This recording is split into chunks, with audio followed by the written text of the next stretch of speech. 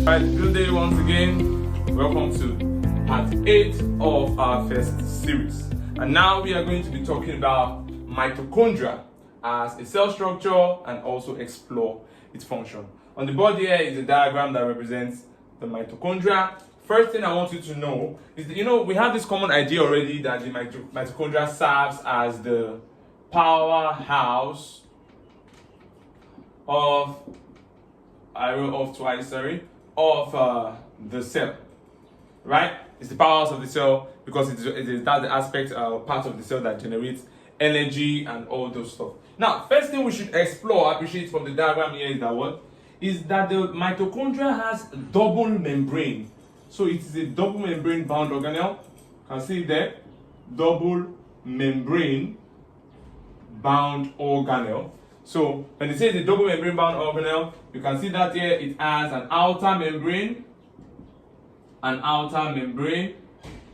Right there now, so it has the outer membrane, and right inside here you can see the second membrane. So first membrane, you can see it outside here, the outer membrane, and inside here you can see this second one here, the one that's curved, that has this infolding, outfolding, evignation. Right there, that one is called the inner membrane. The inner membrane. So good. This outer membrane is also called the smooth membrane of the mitochondria. The smooth membrane. Are you there now? The smooth membrane of the mitochondria. While the inner membrane is what you call a cristae. Remember that it is a fold. The cristae is also a membrane that has infoldings. Are you getting now? Just like we had cisternae of the what? Of the both the endoplasmic reticulums and the what? And the Golgi apparatus. So here is not called cisternae, it's called cristae. So the inner membrane of the mitochondria is made up of cristae. Alright, good. Now, around this cristae, you can see some within the cristae, bounded within the cristae, you can see some green dotted structures, right? Those dotted structures are called electron transport chain. Transport chains. Yeah, they are very useful in the process of energy generation and recycling of energy in pigmentation processes, which we explore in later lectures. Just know that the electron transport chain, they are usually embedded within the what? Inner membrane of the mitochondria. And inside here is the matrix of the mitochondria, which within the matrix of the mitochondria you have your what? Your mitochondrial DNA. Your mitochondria DNA. Yeah. Sorry. Your mitochondria DNA. So that tells you that the mitochondria has its own personal DNA. I get in a way it produces mitochondrial proteins and all. Good. Having known the structural composition of the mitochondria, are you there now? The next thing you want to know is what? What are the functions of the mitochondria? Because JAMB will be presenting you options, and those options might not be options you are conversant with. But here in the Renova Science, we explore the information, we explore all the details, so that you don't get lost with the questions you might be presented with. Now, look at something. It's not enough for you to just know that the function is not enough for you to just know that the function of the mitochondria is for ATP generation. ATP generation, or you can say ATP synthesis, right? I know you know what this ATP means here. ATP here stands for what? It stands for energy. So we're saying that the mitochondria helps us in generating energy. Okay, fine.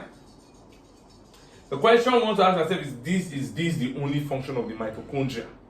Are you getting me now? This cannot be the only function of the mitochondria, because the question can come out and they ask you which of the following is not true of the mitochondria. It's not true of the mitochondria means that they're going to put 4 things true about the mitochondria. So it's not enough for you to just know only one thing that is true about the mitochondria, which is ATP generation. You see that now? So good. What are the other things you need to know about the mitochondria? Now, the mitochondria also aid in carrying out metabolic processes. You need to know that. It helps in carrying out certain metabolic processes. Are you there now? And what are these metabolic processes peculiar to it, or biological processes? One of them is something you are conversant with, which is the Krebs cycle. The Krebs cycle.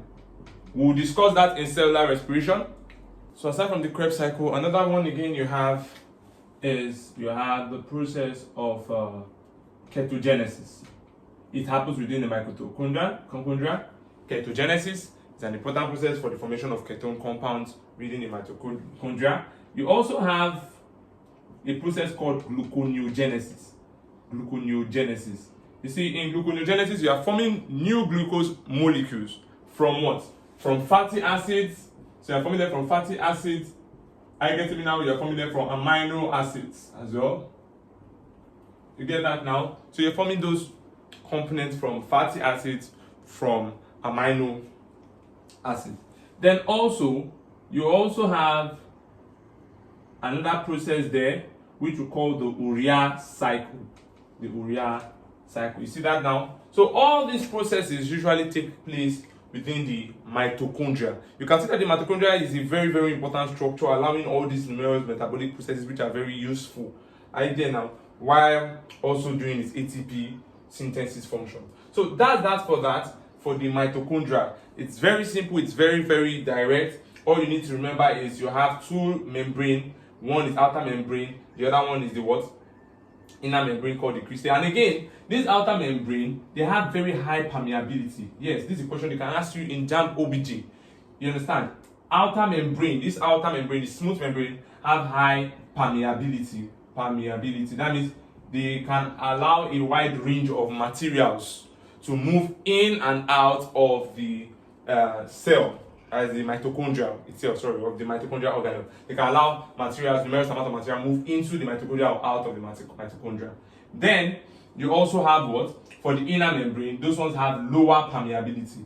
They have low permeability. So all these ones here they restrict movement of materials in and out. It's not as permeable as the outer membrane. So good. We talked about ATP synthesis as one of the functions. We also explored the fact that they allow metabolic processes to be carried out, and we mentioned the number of those metabolic processes. So very well then, we're done with the mitochondria. Do well to click on the subscribe button and also on your notification bell, so that when we drop content like this, you will get notified. And also drop your question in the comment section if you do have any. Thank you.